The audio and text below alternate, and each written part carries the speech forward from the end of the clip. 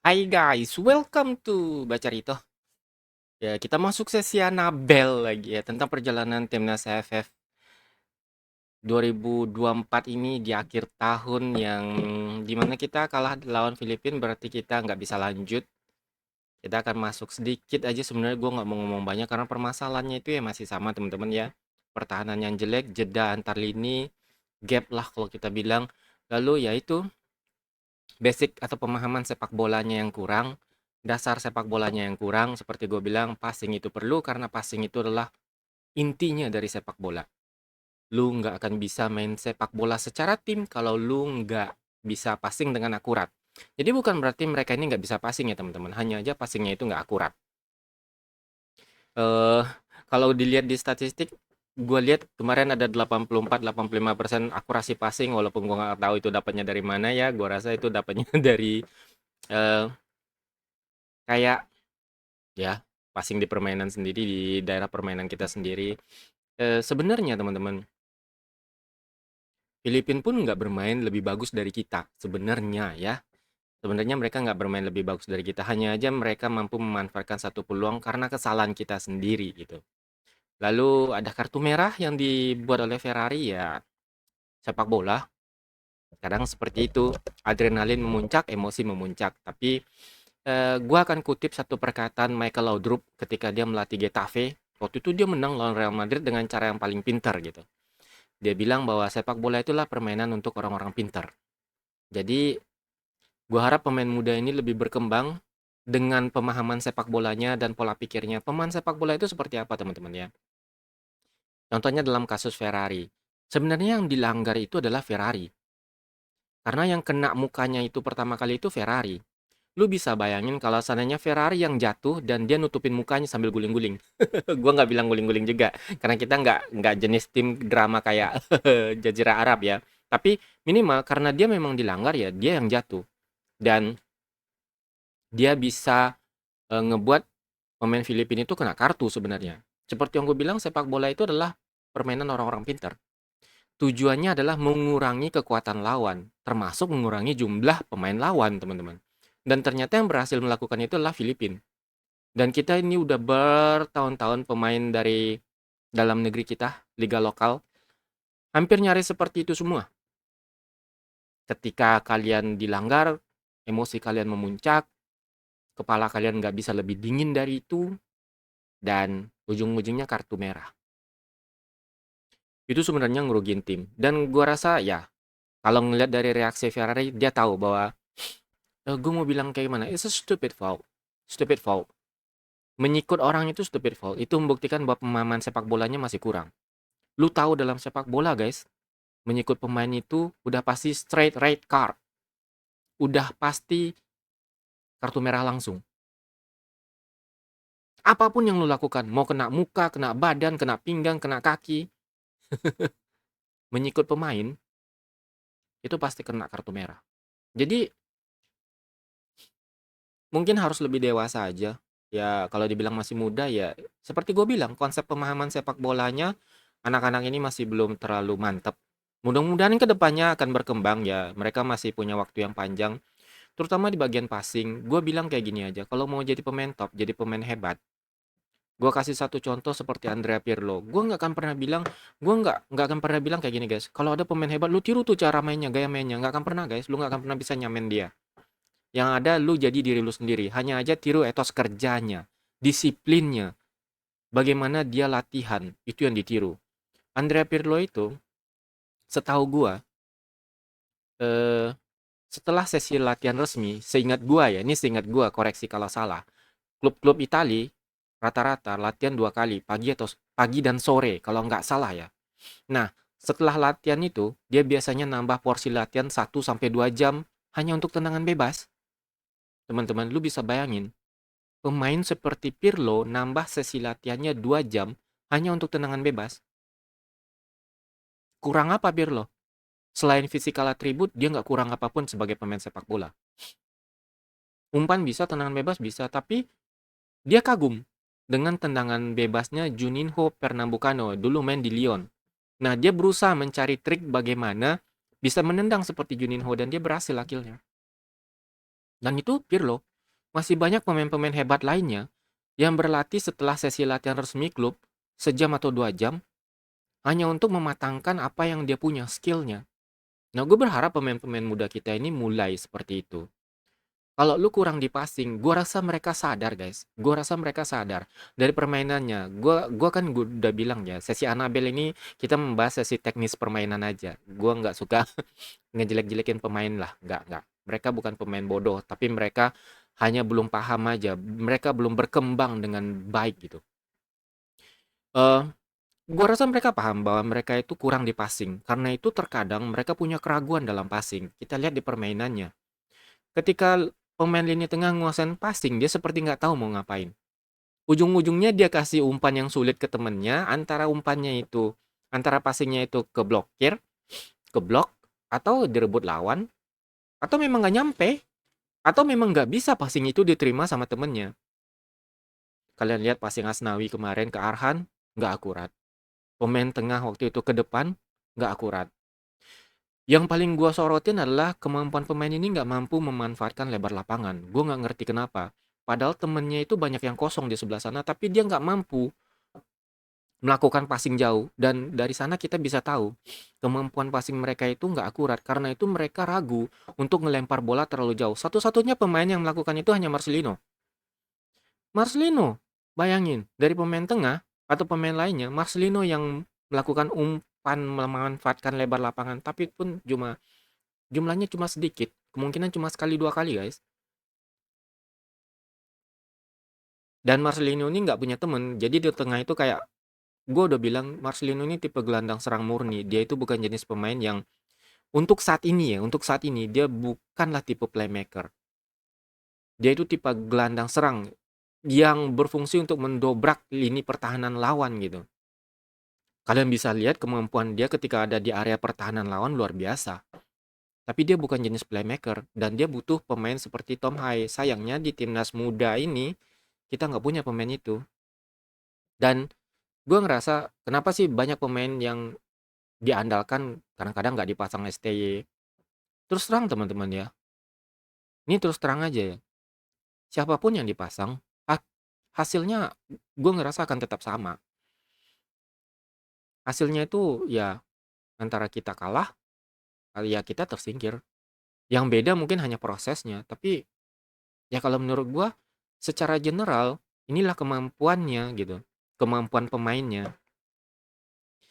Bukan lagi dari jenis taktik pelatihnya. Gua udah bilang, guys. Dengan pemain yang nggak passing dengan akurat seperti ini, lu kasih Guardiola, Zidane atau Jurgen Klopp sekalipun nangis mereka, Cok. Nangis mereka karena taktiknya bakal nggak berjalan. Karena itu gua harap pemain muda ya kita udah tersingkir, iya. Nangislah sebanyak yang kalian mau, menyesal lah karena gagal, tapi habis itu bangkitlah jadi lebih kuat, jadi lebih hebat, jadi lebih skillful. Jangan cuma berpatokan sama kecepatan dan dribbling doang. Terus terang, pemain seperti Lionel Messi itu nggak ada tiap hari. Ya bro ya, dalam 50 tahun sekalipun belum tentu ada. Lionel Messi sekarang umurnya udah berapa? Udah 35. Mana pemain yang katanya sebagai penerus dia? Nggak ada. Yang permainnya seperti dia? Belum ada. Maradona mesti nunggu ngelihat Messi itu ya di umurnya yang berapa? Udah 50-an lebih. 60-an mungkin. Itu kenyataannya. Jadi lebih baik pemahaman konteks sepak bola itu dipahami dengan benar dibandingkan harus mencari pemain yang sebenarnya itu bakal sangat susah dicari gitu. Ya. Untuk klub bentuklah pemain itu mulai dari passing. Gue banyak ingat gue banyak research ya guys, search tentang bagaimana klub-klub sepak bola di Eropa itu mengajarkan pemainnya. Salah satu contoh yang paling baik itu mungkin gue bisa bilang Barcelona. Prinsip mereka itu sederhana teman-teman. Ya, bola itu nggak bisa terbang. Jadi biarin aja dia di bawah untuk sementara. Karena passing long ball-nya juga akurat sebenarnya. Jadi mereka juga berlatih itu. Tapi yang paling utama dari dasarnya itu ya itu passing pendeknya, passing bawahnya. Selama lu bisa ngumpan passing bawah akurat, lu main bola coy. Ya nggak sih? Nah, jadi untuk pemain muda latih passing kalian ya. Untuk pemain-pemain yang mau atau orang-orang yang mau jadi pemain sepak bola, latih passing kalian. Itu yang dulu. Dulu ini tuh gitu. Latih passing, dasar sepak bolanya dribbling, shooting, crossing. Nah, ini kalau gua nih ya, nyari pemain di klub gitu misalnya. Gua nggak akan nyari pemain yang bisa dribbling kemana-mana, Cok. Nggak akan gue nyari pemain yang bisa dribbling ngelewatin 5 pemain. Gue mending nyari pemain yang rata-rata passingnya, dribblingnya, tapi bisa passing akurat dan bisa dibentuk untuk jadi playmaker atau orang yang bisa mengalirkan bola dengan akurat. Dibandingkan cari pemain yang lewatin 5 pemain, mau cari di mana, coy? Seperti yang gue bilang, ada 11 orang sebagai lawan kita dan ada 10 orang lainnya itu teman kita. Dengan kata lain, ini permainan tim. Dan gue nggak pernah lihat Lionel Messi ngelewatin 11 pemain lawan, cok. Kalau 4-5 doang dia masih bisa. Kalau 11 gue nggak yakin bisa gitu. Karena itu latih passing gitu. Messi juga passingnya bagus, coy. Ya, Messi passingnya short ball, long ball nggak pernah ngecewain gitu. Jadi tolong bagi anak-anak muda itu eh, berhatilah tentang passing yang akurat gitu. Gue yakin masa depan kalian akan cerah kalau kalian bisa passing dengan akurat aja. Gue jamin dah kalau kalian bisa passing dengan akurat, masa depan kalian cerah, teman-teman. Karena itu yang dibutuhkan sepak bola gitu. Dan tapi ya gimana guys? Ini kayak ya sebenarnya permainan jelek kita ini, gue bilang permainan jelek aja ya. Itu sebenarnya juga nyelesain satu masalah lain, satu polemik lain teman-teman ya. Menyelesaikan satu polemik lain yang selama ini selalu banyak bertebaran dan berseliweran di jagat maya dan dunia netizen ya. Tentang kenapa sih bang? Kenapa sih kita harus pakai pemain naturalisasi? Pemain-pemain yang main di luar, kenapa kita nggak pakai pemain lokal Liga 1 aja? Lah ini contohnya guys. Apa yang terjadi di timnas AFF ini adalah gambaran besar wajah sepak bola dalam negeri kita. Itu kualitasnya. Gue udah bilang gue nggak nonton Liga 1. Kenapa? Bagi gue sepak bola itu hiburan. Kalau nggak menghibur ya gue nggak nonton gitu.